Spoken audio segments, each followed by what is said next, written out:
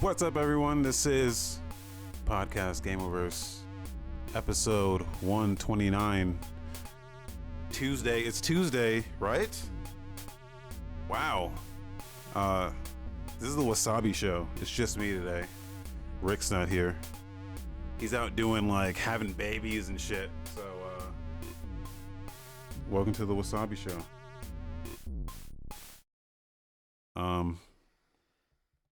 That was a new little jam I made.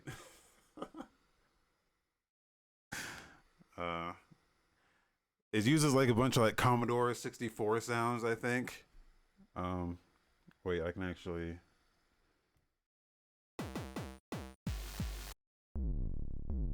Yeah. A thick ass fucking kick.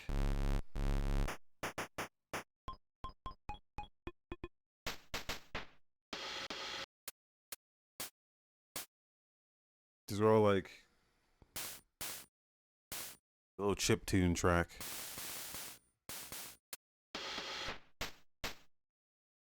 It's pretty dope. Yeah. We're gonna put that on the album.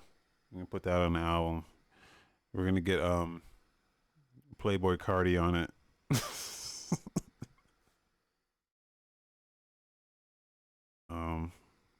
Yeah, I think it'll be a hit. Video games, guys. Gonna be a bit of a laid back show. It's just me. We're just chilling. Don't got much to talk about other than I played that Warhammer game. Do you know about this? You heard about this? Darktide. And I gotta say, it's like a so it's like a sequel to, it's like the 40K version of the Vermintide game. So if you ever played Vermintide, it's like a Left 4 Dead, but Vermintide had a much more melee focus than your traditional Left 4 Dead, and Darktide is the 40K version of that. I'm not a Warhammer guy, first of all, so like the whole 40K and Warhammer non 40K thing, I'm like, I don't really understand. 40K is like 40,000 years in the future, is what I understand 40K to be. But so the 40K version has guns and shit, but it still has a lot of melee. And what I was surprised is that, like, mechanically, it has a lot of mechanics to it that you don't really see on the surface. But once you start playing, there's like this tutorial you go through, and it's like, hey, you can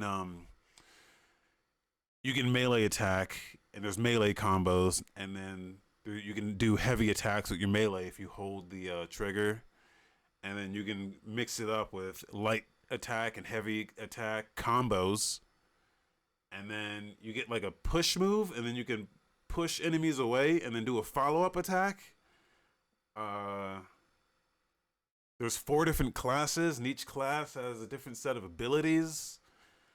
I picked the veteran class, was more of like a straight up shooter.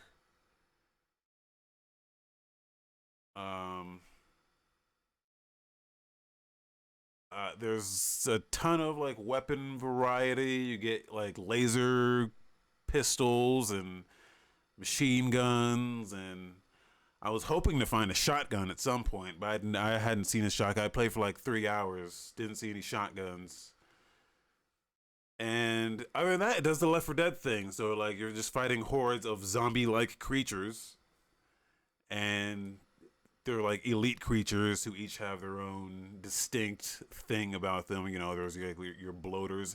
I don't know what the fuck they're called in this game either, other than there's like, you know, dogs. We call them dogs. Hamtaro says, "Is it better than Back for Blood?" Yes. It's Back for Blood. I mean, yeah. Yeah, no. Back for Blood is like, okay. It's just, that's more of like a straight up traditional Left 4 Dead style game. And I think what Darktide is doing is way it's way more different. It's way more different. Okay, uh, because it just has a lot more mechanics. Like there's like suppression because there's enemies with guns now too. So a lot of enemies will just shoot you to shit. So there's a lot more focus on cover mechanics. There's a lot more focus on suppressing fire. Like if you're shooting at an enemy, they'll like run and try to hide for cover and shit. And if you run up on an enemy, like if you run up on a ranged enemy, that'll force that enemy into doing melee attacks. So Joker says Persona 5. Joker, you come in here and you say nothing but Persona 5, and then last time you said give me mod powers. uh, which is funny. I think that's funny, but yeah. Uh, but there's a lot more mechanics to this game that differentiates itself from just being a typical Left 4 Dead. Like it's much more class focused. So like the class I picked was much more of a gunner, but I was playing with Rick the other day, and he did his class is like a mage. It's like a magician, and he has a power that just makes people's enemies' heads explode. So like if an elite enemy comes up, he'll just be like, I'm popping it, and he pops their head like just instantly. And like, wow, that's a awesome move to have. But he can only do that with like one enemy at a time. And then there's there's another mechanic that the more I forget what they call it, but it's like a poison type of effect that reduces your max health. So I'm showing some gameplay on the screen right now. If you look in the bottom left, you can see our health all the way on the right side of our health bar is like a little purple, and that purple is like a debuff to your max health. So the thing about that class, the class that Rick was playing, is that the more you overuse that guy's powers, his magic powers, the more you use that, the more it drains your max health. And the only way to get your max health back is by using a health recharge station. So it's a very powerful class. It has a lot of like AoE type of abilities, but if you overdo it, you can really fuck yourself up. You can just kill yourself. There's been a lot of times where Rick just kept killing himself because he just kept using his powers too much. And I think that's a great way to balance that type of class. You know, it's something that's entirely different from like the Left 4 Dead formula. That a lot of games just kind of just do the Left 4 Dead thing, and they don't really try to mix it up a little, like at all. So, like this game does a lot of cool stuff with its mechanics that is very interesting. Now, here's the other thing: is that the performance is fucking god awful, man. This game runs like dog shit. It's crazy to me that I've just never seen a game come out that I could not run at like medium settings at 4K and maintain like a 60. This game I have to run at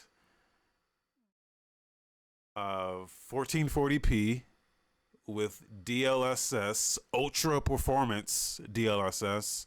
So I think like, what is that? That's probably like 720p internally, and then it like up-reses it back to 1440 is what I think is doing. I hope it's doing, because that's insane. And then not only that, because not even that is enough to get even like medium graphics. I've just set everything to absolutely low, and I just barely get 60 frames. It's I've never seen a game run this shitty. I'm running a 3060 RTX, and it 100% is my GPU. I'm like, what the fuck is going on here?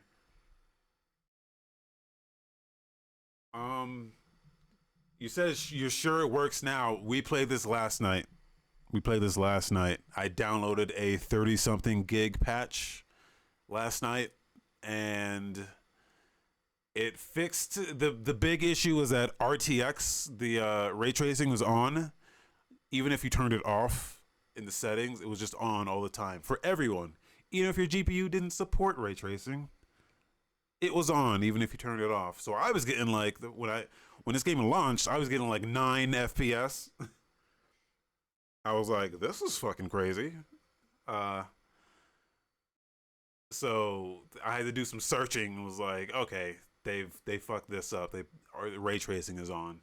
So we figured that out. But even then, it's still bad. It's bad. So like everyone's making the jump to Unreal 5. I don't know if this runs Unreal 5. I don't know if it does. But I mean, I don't know.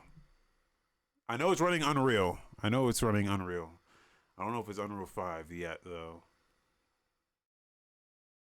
But the performance is just not good at all.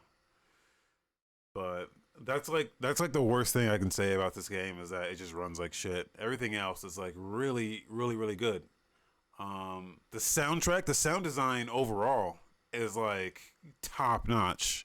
They have some really fucking good sound in this game. Like, you know, the thing that Left 4 Dead does is like all the elite enemies have like a sound cue that goes with them. So like when the strings play, you know something specific, like the witch is about to come out or some shit. I don't know what the sounds are, but it does stuff like that.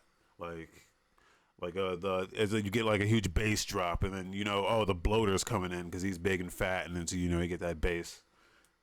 It does stuff like that. This game does the exact same thing, but the sounds are like, I like the sound. I like these sounds way better. It's like there's like a flamer enemy that comes out with a flamethrower, and his sound is like the distinct sound. Like, you know, that I kept hearing this, and I was playing with Rick, and I was like, hey man, you like, are you running a stove or something? You're like, who's fucking with your stove, man? Because that's the sound that the flamethrower guy makes. He makes a sound like you're turning on a stove, and you know, you get those clicks, like it's like that. Like, you keep hearing it, and it's like, what the fuck? Who keeps fucking with the stove? And it's that guy coming out. And it's like, it's such a good sound for that. Like everything in the game kind of has like a really good sound like that. Yeah, and it was that good that I kept thinking that it was like coming from like somewhere else. I was like, who the fuck keeps fucking with the stove? But like the sound effects are good. The soundtrack is really good. I don't know who the fuck did this soundtrack, but it's like, it's really good. I can't even explain what it is. It's like orchestral, but it's also like synthetic at the same time. It's like, wait, let me see if I can I'm gonna turn up this audio and see if we can hear a little bit of it, because it's pretty good. And at this point in the gameplay, we're like in a big like boss fight moment. So I think this is a moment where the audio was like really, really good. Let's see.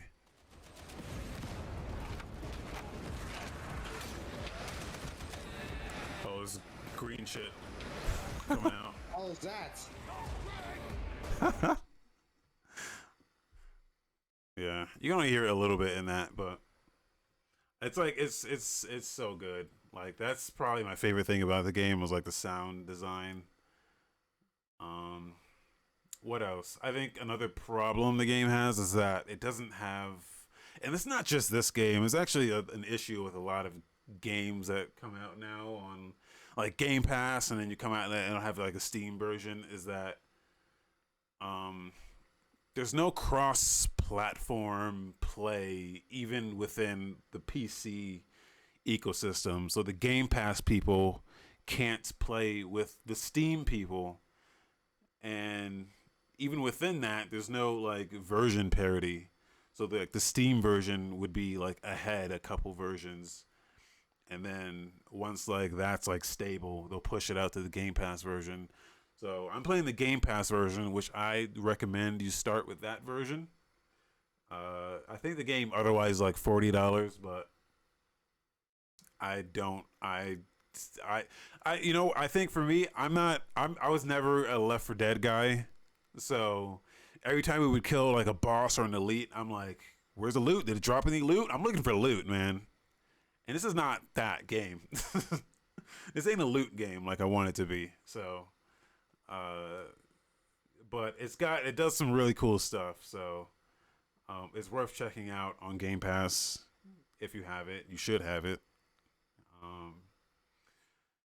Which the other thing I didn't realize about Game Pass is that it comes with the EA Play subscription. It just comes with EA Play. So you just have all those EA games in the EA app.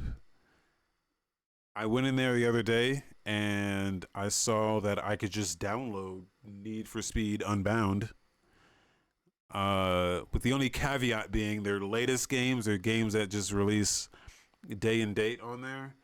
You get a 10-hour trial for like the latest games, but everything else you can just play. And I'm like, oh, this is great. 10 hours. First of all, 10 hours. That's all I need.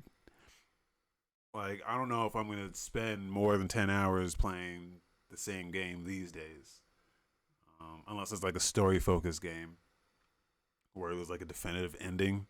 But 10 hours for the latest Need for Speed. That's a $70 game, and it's just included with Game Pass. In my Game Pass subscription, which I didn't realize until I loaded the fucking EA app up and I saw the little icon for EA Play. So that's also something I'm going to check out. I think I might check that out a little later today because I've got that installed. And yeah, so Darktide, Warhammer 40K Darktide. It's pretty good. If you're into Left 4 Dead, it's worth checking out because it remixes the formula in a very meaningful way that I think keeps it fresh in a way that most Left 4 Dead clones just don't do. They just really just adhere to what Left 4 Dead already did, and I don't know. For me, it's boring. This stuff gets boring as a person who's not already in love with Left 4 Dead. So, all right. Well, that's gonna do it for. I don't have much to talk about. You know what else happened? Pong, the video game Pong, turned 50 years old. Now, I don't really have much to say about that. You know, Pong is a little before my time, so. Not a little before my time, a lot before my time. So, you know, but like it was a good like foundation. It was a good turning point for the games industry as a whole. Like that I can at least recognize. It laid the foundation for what video games would eventually evolve into over the next like generations.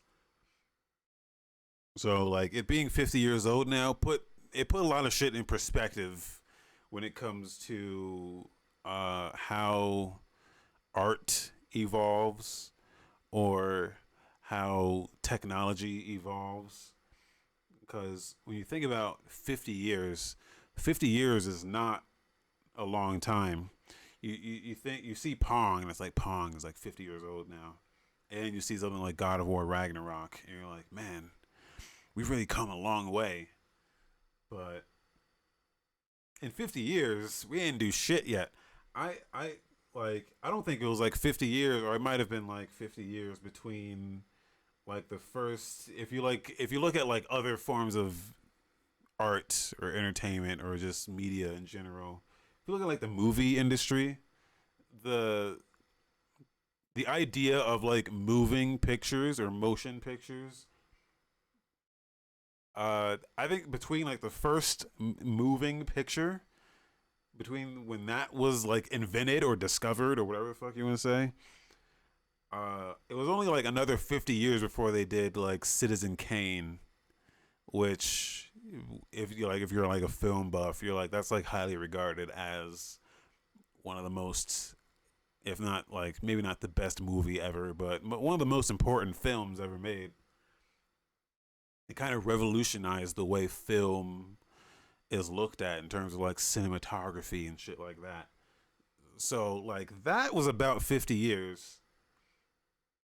And then you can see where where we've come from Citizen Kane to now. We've made like leaps and bounds. Like shit's just it's like way better now. Um, so when I put that 50 years in perspective and like shift it into like video games, I'm thinking like, okay, what were like the cornerstones of video games that we could say, yeah, this was important. This was like a very important turning point in the art of video games. Because what I look at like I look at the home console or like like the Atari 2600. I look at stuff like that. I look at maybe like the first like handheld console maybe. But then I look at stuff like when we transitioned into 3D, like Nintendo 64. Like that whole era was groundbreaking, especially for me because that's when I was like my most gamer. Uh, in my young years, like what was I like? I was like 7 years old, 8 years old when the fucking N64 came out. So that's what blew my mind. Like coming from like a Super Nintendo to a Nintendo 64. I was a Nintendo kid. Fuck you. Going to a Nintendo 64, it was mind blowing, dude. And then playing games like Super Mario 64 and Ocarina of Time, which is to this day is still my favorite game of all time. I think one of the most important games for that entire like 3D generation. Like that game was foundational, and both of those games were just foundational. And okay, we can do 3D, but how the fuck do we do 3D? It's as a Nintendo 64 kid, seeing going back to at the time I didn't have a PlayStation, so I would go to my friends' places and play like their like PlayStation shit, and then like playing games like Tomb Raider and fucking Croc and like Silent Hill. Not that those games are like good in their own way, but there was just something about the way they controlled that just after playing Super Mario 64 and all these games on N64, I'm like, you guys went two different ways with how you decided to go into this 3D space. Because a lot of those PlayStation 1 games were like, they were like turret controls. They didn't really figure out how to control shit back then. Where when I look at, Mario 64, it's like, oh, you guys nailed it. You guys nailed it on your first attempt. So, like, I feel like that was a huge turning point. And then, like, from there, it's mostly just been, like, graphical fidelity stuff or, like the technology has gotten better. Or I guess more of what I'm looking for is just the way we make games has to change, right? Because it was definitely with when we went into 3D, the way we thought about how we make games changed fundamentally because they had to. It was just a different. You had a whole different. You had more axes to think about. You could look up and shit and be like, oh wow. You could look down and be, oh, I can fall down there. Um, so I think from there we haven't seen much innovation in the way games are made, but there's been a lot of innovation, like graphically, obviously, audio wise, obviously. I think one of the crutches that video games have is that they try to be movies too much. They try to mimic the movie industry. We were talking about this like earlier, or like in the last podcast. I was talking shit about God of War, and look, God of War is a great game, right? But I feel like it just tries to be. I would rather watch it than play it. As a video game, I think it fails in that regard. Of the part where it's a video game, it's just not very compelling to me. So I think I think in the future, so like what the next 50 years, if we extrapolate another 50 years, what's going to be the next thing that has us rethinking the way that we make video games? I don't think it's going to take another 50 years, obviously, because we're already doing some of it now. I think with like some of the stuff they were talking about when they first were announcing like the PS5 and the Xbox Series X is like, we're gonna break the walls down, guys. It's gonna all these limitations we have, we're not gonna have to deal with that anymore. And then, here we are like 2 years later, and we're still not seeing anything that really takes advantage of what these consoles can actually do. So I think that's going to be one of the next big leaps. And like, we can do this differently because we don't have the same limitations that we did over the past like couple generations. That's why in every video game we're like, you can do no load screens, but what you have to do that is you have to have a scene where Marcus Phoenix, touches his ear and walks real slow because it's actually loading in the next zone. Or Marcus Phoenix has to boost Dom up over the ledge, and then it collapses behind you because you can't go back because while you were doing that animation, it loaded the next zone in. Or you go through a huge elevator in Mass Effect because it's loading the next area, but it's trying to hide all this stuff, so you don't actually know it's doing that unless you know how video games are made, and then obviously you can see behind the curtain a little bit. But all that shit I want to go away because it can go away now. That we don't have to make games like that anymore because the limitations are gone.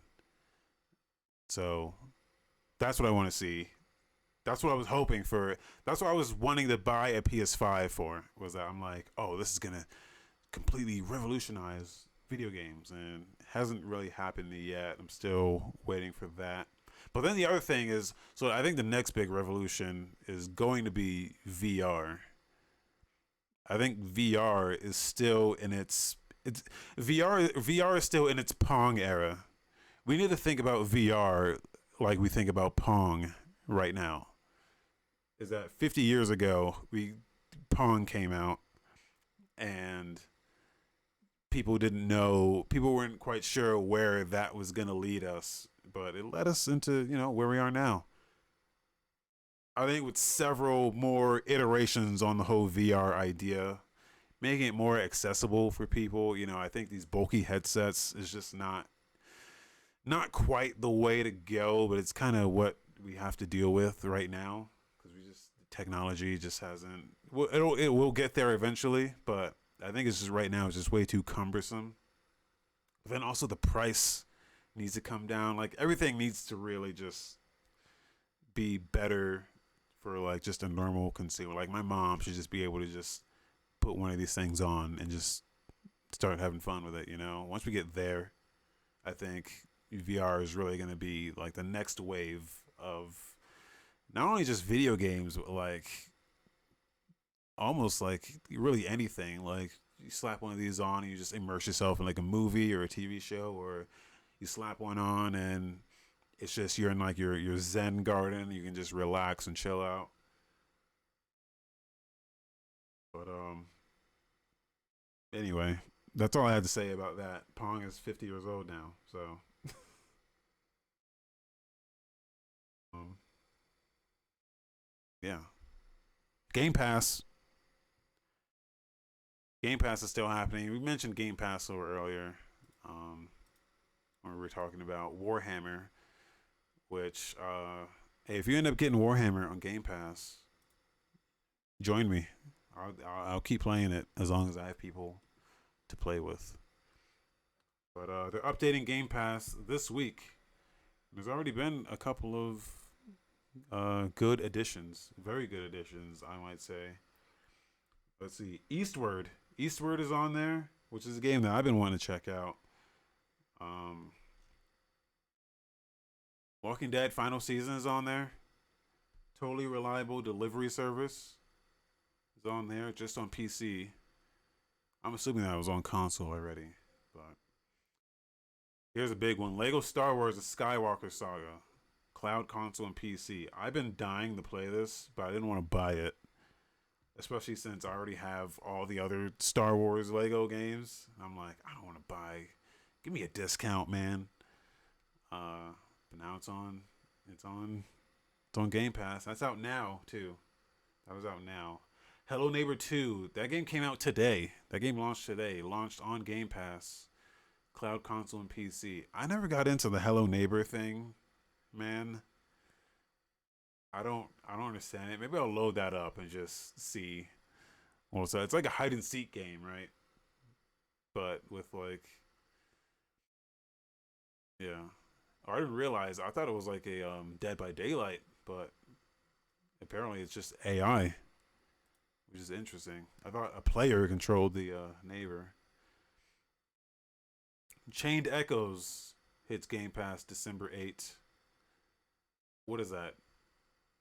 Three kingdoms fighting for centuries. Prepare yourself for an adventure in a world full of wondrous magic, mechs, charming characters, airships, and vicious foes. Doesn't say anything about what the game is, but I'm assuming it's like a tactical RPG just from that description. Metal Hellsinger hits Xbox One on December 8th. That's a game I need to check out.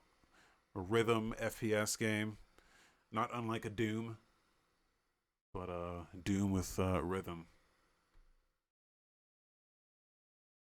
High on Life. Now this game has been on my radar for quite some time. It's a first-person shooter from Justin Roiland, one of the co-creators of Rick and Morty.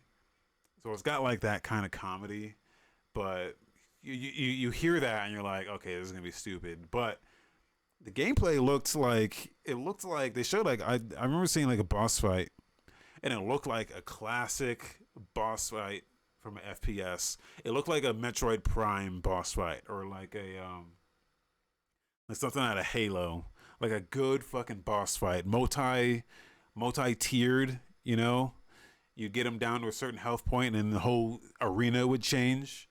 Like that kind of shit is like what I'm talking about, man. Like it looks really good. It looks like it's made by people who know what they're doing. So, but also it's got some comedy to it. So that one's dropping on cloud console PC December 13. So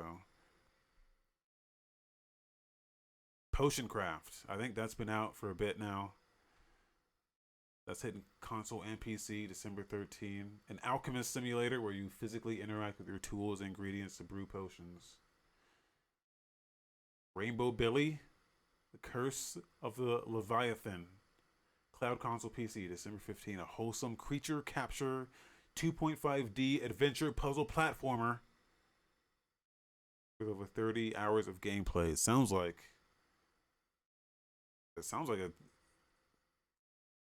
Pokemon, but like, what if it was like also a Metroid game? It's almost what that sounds like. Might have to check that out. Family friendly, openly accessible, RPG infused adventure. Man, they use a lot of hyphens and a lot of commas in this description. You must save whimsical creatures by bringing back color to the world you once knew. Right. So all those are coming to Game Pass. Yeah, I'm definitely gonna check out. I'm definitely gonna get Star Wars. I'm definitely gonna. I'm waiting for High on Life. I think that's gonna be my next big game I sink myself into. Yeah, lots of good stuff coming to Game Pass. There's also a PlayStation Plus update.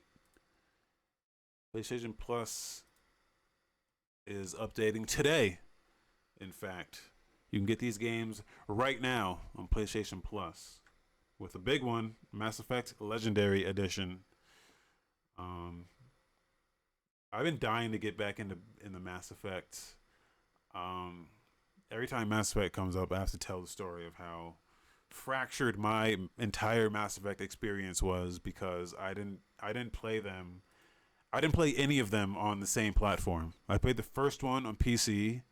I played the second one on PS3, and then I played the third one on 360. Which, if you know anything about Mass Effect, you know that your character is supposed to your character and all your choices are supposed to transfer into the next game, and I didn't get that experience. So I found it difficult to care about anything, any of the characters or any of my choices really, because it just wasn't my story anymore. So I'm hoping to jump back in it. I own that game actually. I own it on PC. So I need to just get into it. DKO, Divine Knockout. What I understand about this game is that this game is launching on PlayStation Plus. So this is a new, I think it's a third-person platform fighter. Let's look at the trailer here. It comes with a little trailer. It almost reminds me of like a Smite almost, but it's not a MOBA. It's a imagine Smite, but what if it was Smash? That's what this game is, which is a interesting take on that. I don't think I've seen many other games do like the Smash style thing, but do it in like a different perspective. This one's entirely third person 3D. So let's see, can we hear this? But I don't see the point. Do you want to dance? Okay, well, that's Divine Knockout, DKO, as the kids call it. So that's just dropping on PS4 and PS5 today. 3v3. 3v3 looks like it's got 2v2. I would imagine as 1v1. Yeah, that seems cool. Then Biomutant is dropping on PS4 and PS5. So I played this game when it launched, and it was okay. Like, a lot of people hate on this game, but it's like not bad at all. It's like an open world. It's almost like people want to say it's like Borderlands, but it's more. How can I put it? It's been a while since I played it, but it's Borderlands-esque, but it's way more open world. It's third person. There's a lot more customization involved with your weaponry. You get a melee weapon, and then I think you can carry like 2 other ranged weapons, or I think maybe you can just carry like just 3 weapons. You can switch between them. And there's a lot of customization. So you can tweak a huge focus on crafting and just manipulating the effects that your weapons do, and there's like a dodge system, a lot of jumping and rolling and dodging, shooting. When you shoot your gun, that goes brat brat brat like a comic book, but that's the only thing in the whole game that looks like a comic book. So it's not very consistent with that. It's cool. It's cool. It's a cool game. I think they've expanded upon it since it launched. I haven't gone back to take another look at it, but it's a very cool game. I think it's worth checking out. Like, that's a good addition for PlayStation Plus, I think. So,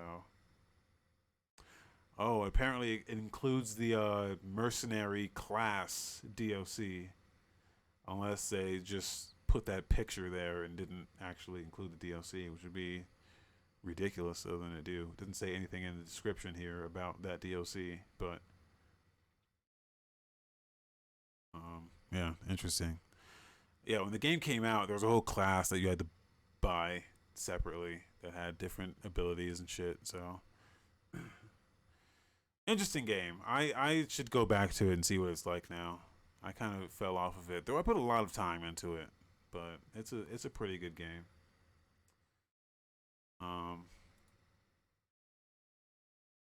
Okay. Well, what else? What else we got to talk about? What else is happening in the news? What else is in the news today? Monster Hunter Rise is coming to everything. So everything. PS4, PS5, Xbox One, Xbox Series X, S, Windows, Game Pass, everything. Now, if you remember, Monster Hunter Rise was exclusive to Switch for a while, and then it eventually came to PC, which is where I own it. Came to Steam specifically. Very good game. Very good Monster Hunter. I enjoy it thoroughly. The problem is, it doesn't have cross-platform play. So if you want to play with your friends, that has to be something they're working on. I can't imagine that this game runs its course. This game ends its life without having cross-platform, because that would be a bummer, dude. That would be a huge fucking bummer. So, as it stands now, it will not have cross-platform play. So, you better coordinate with your friends, and if you're gonna, I would say get the Game Pass version. That would be my, I think, ideal way to play this. I mean, I already own it on Steam, but, get the Game Pass version, and then you just have Game Pass, and you got 1,000 other games you can play on there. But yeah, coordinate with your friends and see where you guys are going to be playing this, because you're going to be locked into that decision, and you're not going to want to change. So,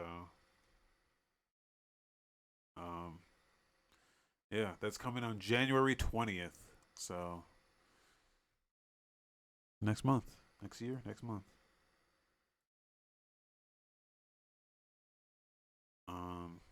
What else? What else is happening? There's not much happening, guys. So, some games are coming out though. Video games are releasing. Hello Neighbor 2 is coming out. We already said that's coming to Game Pass. It's on Game Pass right now. But it's if you don't have Game Pass, it's also on PS4 and PS5. So, and like Steam and shit. So that's out right now. Thursday, December 8th, Chained Echoes. Now that's also coming to Game Pass. Let's look at the trailer here. Let's find out what this game is about.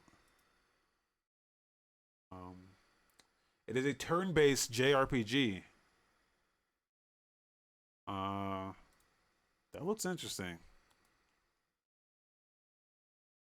See, I like diving into these like games that they come out and you're like, what the fuck is this? Yeah, this looks alright. Looks like a little like a turn-based RPG. Looks like a SNES game. Pixel art. Yeah. Almost looks like a Secret of Mana almost. That's pretty good. That's pretty cool. It's Chained Echoes that comes out December 7. December 7, which is a Thursday. What else is coming? The Rumblefish 2. The Rumblefish 2. This is a fighting game. The 2D fighting game.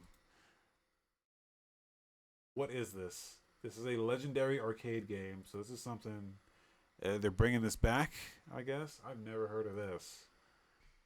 Developed by Dimps in 2005, this fighting game gained popularity for its smooth visuals, powered by SMA, as well as a high level of strategy driven by its 2-gauge system. And with the addition of new current-gen features, it's even easier to play. Okay.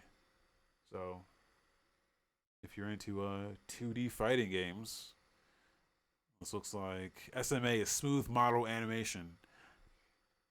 Okay.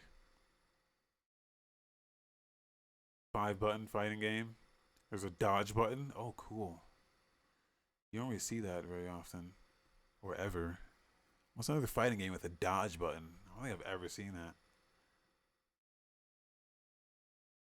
I'm not a fighting game guy, I should say that. I mean, I like the ones where you can mash the buttons, like like a Dead or Alive or a Soul Calibur. I mean, I want to get off in a little Soul Calibur. But this looks dope. The Rumblefish 2, that's coming out. on the 8th, Thursday. I might throw that in the wish list just to keep a note of that, keep a mental note of that. What else? Samurai Maiden. Is this a hentai game? Not according to the tags here, so I'm gonna show this on the screen. Samurai Maiden, a young woman from the 21st century with a sharp swordsmanship skills, finds herself in Hono-ji during the Sengoku period. Together with a trio of newfound ninja friends, she races through the underworld beneath Hono-ji, confronted by enraged corpses at every turn. Oh, this is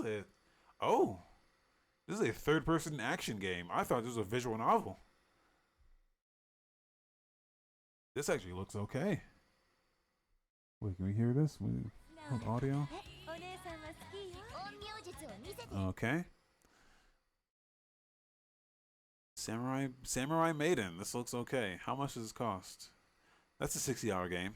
That's a $60 game. Okay. Well, you can play Samurai Maiden on Thursday, December 8th. For $60. That's on PC, Switch, PS4, and PS5. It would be a PS4 game. That was the exact kind of trash I would expect on PS4 and Switch, which is just a new Vita. Okay, what is this? Witch on the Holy Night. Oh, this one wants me to verify my age. Okay, what is this? This is a visual novel based on the wildly popular game. Oh no, it's from Type Moon, who did Fate Grand Order. Let's get this on the screen. Oh, it is on the screen. Okay, good. What is this? It's a visual novel. Okay, here's your visual novel. Yeah. Yeah. That's a $40 visual novel, guys, on the Switch. So, let's see. This is a remaster of a Witch on the Holy Night, which is a coming-of-age story set in the vibrant, bustling 1980s, which follows an innocent young man and two young witches. All right. It has fully voiced characters, remastered visuals, and full HD. Okay. So, I don't know if you're into visual novels. No video, no trailer of this at all. So, get that visual novel for $40 on the Nintendo Switch. Oh, it's also on PS4. PS4 too. Okay. Friday, Adventure Academia, The Fractured Continent. PC, Switch, PS4. Let's see what this is about. Okay, this game's already out on PC, and it's sitting at mostly negative. It's actually 24% positive. So let's see what this is about. I'm gonna read some of these reviews too. It's a fully fledged strategy RPG set in the world of Class of Heroes.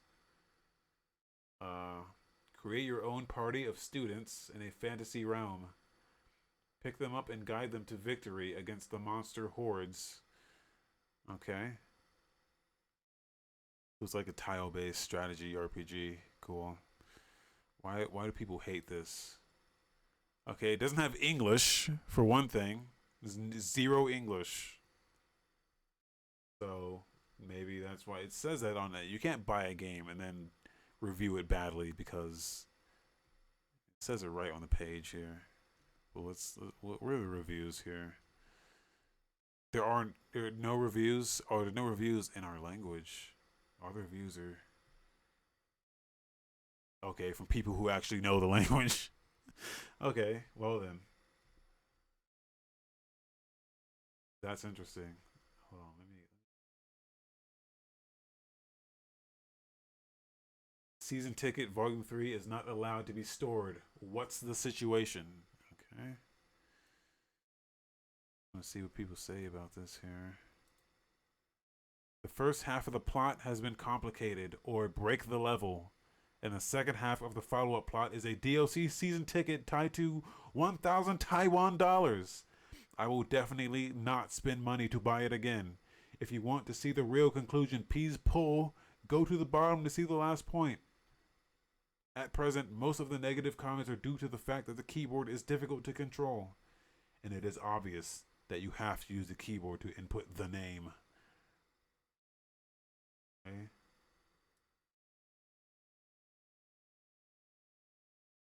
Play until the ending. Even if I search for the strategy page, I can't find anything at all. Some bosses use magic that grants stun, but it can be dealt with by evacuating, rearranging after the magic is activated. And none of these say specifically why these are negative reviews. Let's do one more here. As a little disappointing place, it is impossible to operate with a mouse and keyboard. If you want to play the game, please buy a controller, because you don't even know which key corresponds to what. That's it? Just because you can't use a fucking controller or a keyboard? Yeah, that's... Oh, here we go. Here's a good review. Optimization for a game that was less than 2 gigabytes is unbelievably shit. Alec was moving from the tutorial, and when a monster fell, he stopped and screamed. Entrusting the transplant to a college student would be better than this.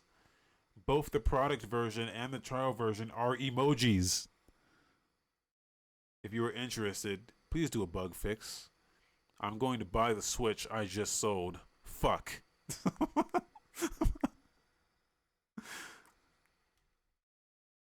Oh, okay. Okay.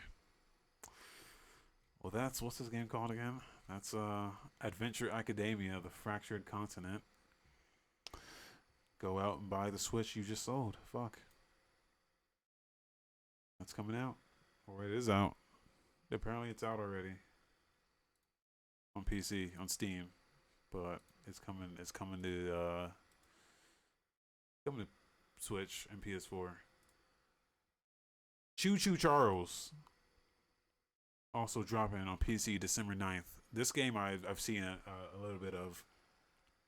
It's a horror game in which you go to build a train to escape, while at the same time there's an evil train chasing you. This looks interesting. This looks good for like a good like multiplayer thing. I wouldn't play this by myself. Because it looks like you need someone to operate the train and then someone to like shoot. There's like a turret on the back of the train. So when you're running away and Charles is chasing you, you can fucking shoot at him. This looks fun. This looks fun.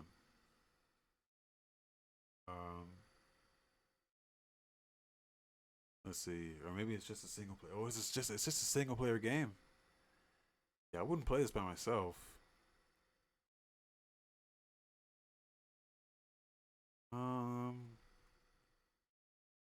Yeah, there's not much more information about this. There's no price. There's no price. Just the date, December 9. So, but yeah, it's basically a game where you have like your own little train, and it's like an open world game. So you're supposed to like go out and loot stuff. You're like building something. And then while you're just out, there's an evil train with like spider legs chasing you. It looks really cool, but I would want to play this with like a squad. We can like coordinate, and one guy's a turret guy, one guy operates the train. Maybe you have 2 guys that go out and like scavenge stuff. I think it's a missed opportunity here, but looks cool otherwise. Choo Choo Charles. I think we got one more. Got one more release here. Let's see. Dragon Quest Treasures. Oh, I remember seeing this. It's a Dragon Quest like loot game, right? Open world looter. I think. You can also like tame monsters. Let's read the description. I don't want to fucking guess at what this is. Dragon Quest Treasures.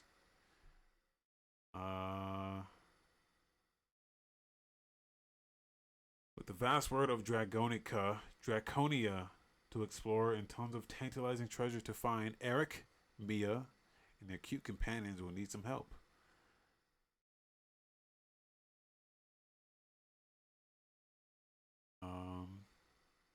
It's treasure hunting. Race over open fields, scale cliffs, glide over gaping chasms to locate loot in even the most fiendishly inaccessible spots. Okay. Description's not very useful. The old trailer here. Okay, the trailer's not very useful. Here we go. I want to know what you do with the loot. Are you like... I would play this on anything but the Switch, dude. Honestly. Game, this would be perfect for like a Steam Deck. I can just like explore and just loot shit. I want to know what you do with the loot. Like, are you crafting weapons? Are you killing monsters? Oh, sure you are. It's a Dragon Quest game. Tons of monsters. Are you just getting... Okay, the loot looks like it's valued at stuff. Can you sell the loot and get gold? I don't understand. This is interesting just to look at, really.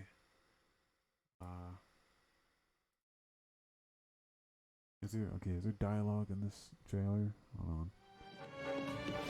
The base also houses a shop, a pellet factory, You want something? All done. Merci beaucoup. and a cafeteria. It's a one-stop shop for... Okay, cool. All right. Well, that's Dragon Quest Treasures. I don't know. I think I'll wait for that to hit Steam. That's a 60-hour game too. So have fun with that. Boy, I've never been the guy that like ties price into the file size of your game. This game is 3 gigs. That's a 60-hour game. So I don't know. It seems a little overpriced if you ask me, but you know, maybe there's a lot of good gameplay there. I don't know. It comes out December 9th on the Switch. And that's going to do it here, you know. That's going to do it for the Wasabi Show. Not a whole lot going on, so you know, not much to talk about, but that's totally fine. That's totally fine. Guys, you can go to Gameoverse.com. Wait, hold on. You can go to Gameoverse.com. Gameoverse.com/Twitch, Gameoverse.com/YouTube, Gameoverse.com/Discord. Hey, we're in Discord. We've always been in Discord. You can give us money in Discord now. That's something new that Discord is doing, is that you can give people money. Which I don't know how they're servicing that to people. Maybe it's just built into the server boost now, because previously server boost did not give anyone anything. But you can do that now. Okay, I think that's it.